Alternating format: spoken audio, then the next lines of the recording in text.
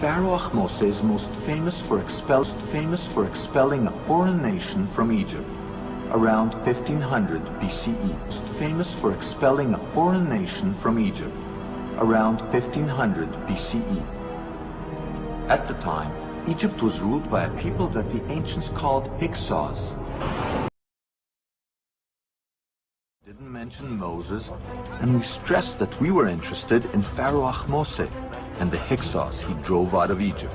Bible, the story of the Semites leaving Egypt and going eastward from Egypt.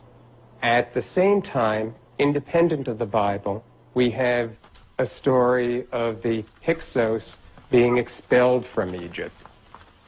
I think definitely the two stories are related. They're describing the same event from different viewpoints. The story of the Semites leaving Egypt and going eastward from Egypt. At the same time, independent of the Bible, a story of the Hyksos being expelled from Egypt.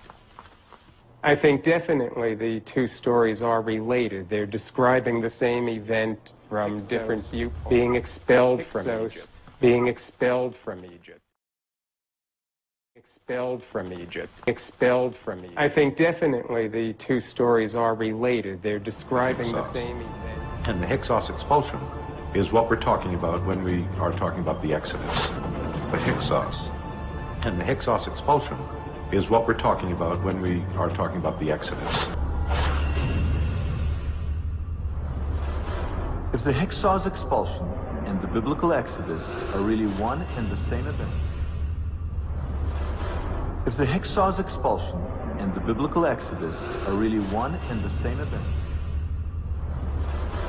If the Hyksos expulsion and the biblical Exodus are really one biblical Exodus are really one biblical Exodus are really one biblical Exodus are really one biblical Exodus are really one biblical Exodus are really one and the same event. Hello, I'm doing another video today. This is about the Hyksos.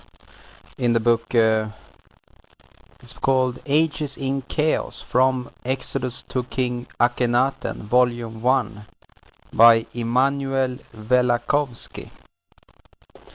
And the Hyksos, he talks about the interesting, if you look upon the Mayan calendar, you will notice that the reign of the Hyksos, which ended in 1580 BC, was actually during the second night of the national cycle.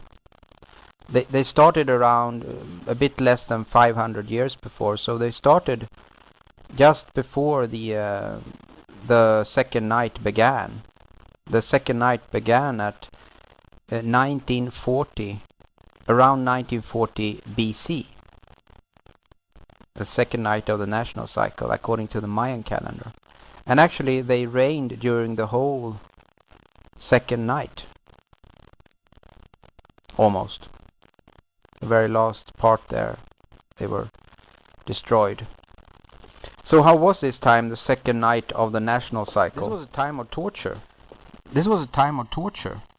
These are troubled times. Which is terrible. Hyksos were a people imbued to the core with a spirit of destruction. As far as is known, no monument of any historical or artistic value were erected under their rule. No literary work survived their dominion in Egypt, with the exception of lamentations, such as those contained in the Ipuwer papyrus. The memory of the wickedness of these nomads is preserved by Manetho Josephus. The scriptures furnish no information about what happened in Egypt after the Israelites departed. In the midst of a natural upheaval and a holocaust they left. The papyrus of Ipuwer completes the records. It tells of invaders that vexed and tormented the land of Egypt. The 10th plague was not the last, yet one more was to follow. A cruel conqueror invaded the once mighty realm, now overthrown and prostrate. He subjugated it without meeting resistance. He desecrated its sacred places, its surviving women, enslaved the decimated population, its surviving women, enslaved the decimated population, its surviving women, enslaved the decimated population. He utterly destroyed the temples, if any remained erect, robbed the sepulchres of the dead, and mutilated the victims who remained alive. This is a time of extreme cruelty. I mean, this is a time of extreme cruelty. When it talks about the Hyksos, it's interesting to read. The Hyksos savagely burned the cities, razed the temples of the gods to the ground, and treated the whole native population with utmost cruelty.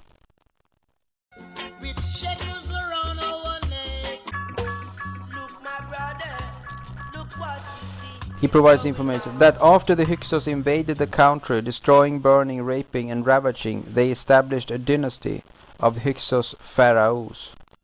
That the first of these kings named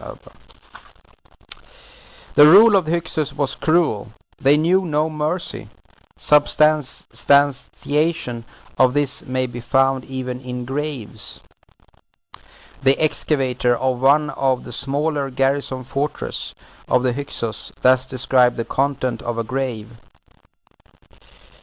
A heap of bones stacked closely together, most of them were of animals, but among them I found a piece of human jaw and patella.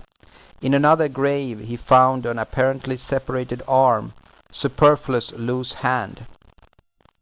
When we remember what Manetho said about the extreme cruelty of the invaders and compare it with the Hebrew narratives about Amalekites mutilating their prisoners by cutting off members of the body, the finding of an odd hand or jaw does not seem an accidental occurrence. The garrison fortresses were places of torture.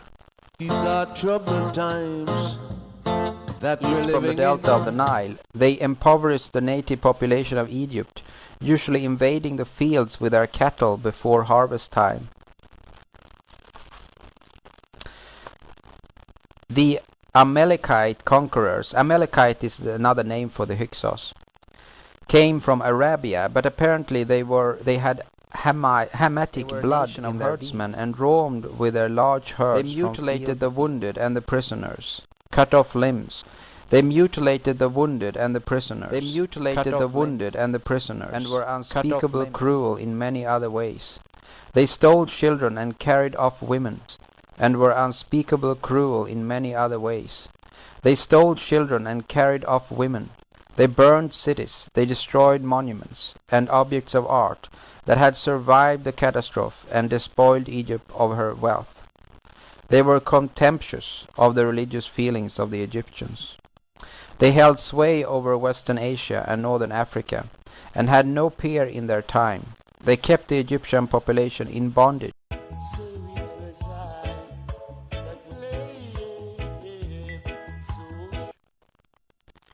And their tribesmen used the Egyptians as slaves. They also built smaller strongholds in Syria, Palestine, and by periodically invading the country with their herds before harvest time, they impoverished the people of Israel. Their domination over many countries of the Near and Middle East endured, according to various reckonings, for almost 500 years. The Hyksos engendered the same hatred in the Egyptians. Their extreme cruelty and their wantonness were cut deep into the memory of the people. They befouled and burned rolls of papyrus and objects of art. They tortured their captives. Heads were cracked open, teeth smashed, eyes gouged out, and limbs tortured their captives. Heads were cracked open, teeth smashed, eyes gouged out, and limbs tortured their captives. Heads were cracked open, teeth smashed, eyes gouged out, and limbs hacked off. They professed faith only in their superior strength and employed it in their camps on their defenseless victims.